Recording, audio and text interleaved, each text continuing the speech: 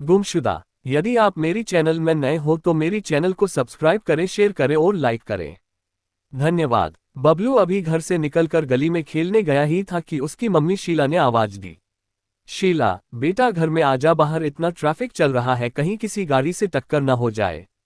Bablu, mummy आप मुझे park में तो ले नहीं जाती, गली में खेलने नहीं देती, मैं क्या करूं?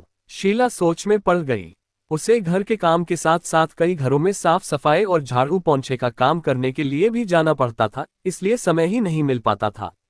शीला, तू घर में ही खेला कर, कल मेरी छुट्टी है, कल तुझे पार्क में ले जाऊंगी, जितना मर्जी खेल लिया कर। बबलू मम्मी की बात मानकर घर में आ गया। शाम को वह सुनीता जी के घर का काम निपटा कर निकलने ही वाली थी। तभी सुनीता जी ने टोका, सुनीता जी, शीला कल की छुट्टी मत करना, कल बहुत काम है, कल मेरे गुड्डू का जन्मदिन है, बहुत काम होगा। शीला, लेकिन मालकिन कल तो मुझे अपने बेटे को कहीं लेकर जाना है, मैं नहीं आ सकती। सुनीता जी, फिर किसी दिन ले जाना बेटे को, कल तो आना ही पड़ेगा, नहीं तो दुगने पैसे काट लूंगी। शीला चुपचाप मन मारकर घर की ओर चल दी। अगले दिन वह सुबह तैयार हो रही थी, तभी बबलू उसके पास आया।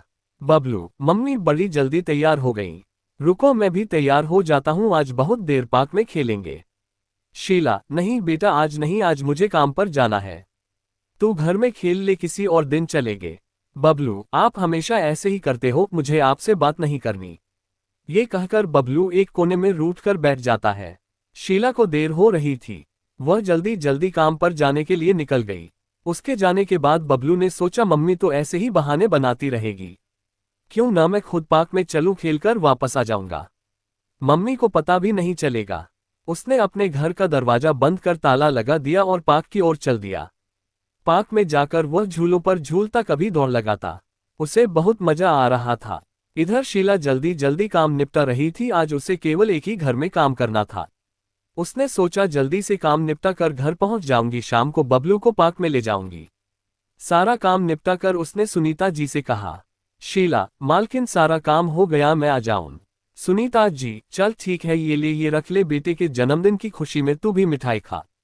उन्होंने एक मिठाई का डिब्बा और कुछ पैसे शीला को दिए। शीला जल्दी से मिठाई और पैसे लेकर घर की ओर चल दी।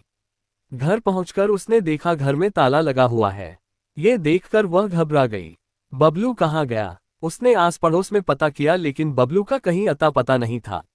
पड़ोस के कुछ लोग इकट्ठे हो गए, सभी बबलू को ढूंढने लगे। बबलू शीला का एकमात्र सहारा था। उसके पति का कुछ साल पहले देहांत हो चुका था। शीला का रो रो कर बुरा हाल था। तभी उसे ख्याल आया कि बबलू पार्क में जाने की जिद कर रहा था। वह भागी भागी पार्क में पहुंची। अंधेरा होने लगा था, पार्क में कोई भी नहीं था। वह बबलू बबलू आवाज देकर पार्क में इधर उधर घूम रही थी, लेकिन वहां कोई भी नहीं था। कुछ देर बाद वह घर वापस आ गई। शीला का रो रो कर बुरा हाल था। वह अपने आप को कोस रही थी, अगर आज वह काम पर न जाती तो बबलू घर छोड़कर नहीं जाता। आस पड़ोस के सभी लोग बबलू को ढूंढ रहे थे, लेकिन वह कहीं नहीं मिला। शीला ने सुनीता जी को फोन किया, शीला, मालकिन मेरा बेटा बबलू तो आपके यहाँ नहीं आया।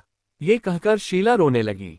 सुनीता जी ने उसे चुप कराया और कुछ ही देर में वे अपने पति के साथ शीला के घर पहुंच गई।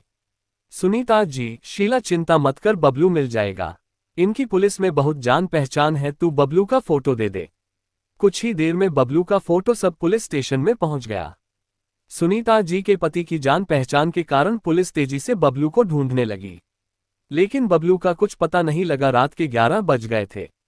तभी एक ऑटो शीला के घर के बाहर आकर रुका। उसमें से बबलू उतरा। उसे देखकर शीला की खुशी का ठिकाना नहीं रहा। तभी ऑटो में से एक औरत उतरी। उन्होंने बताया कि यह पार्क में खेलने के बाद पार्क के दूसरे गेट से बाहर निकल गया, वहां जाकर रास्ता भूल गया। मैं अपने ऑफिस से आ रही थी, ये सड़क किनारे बैठा रो रहा था।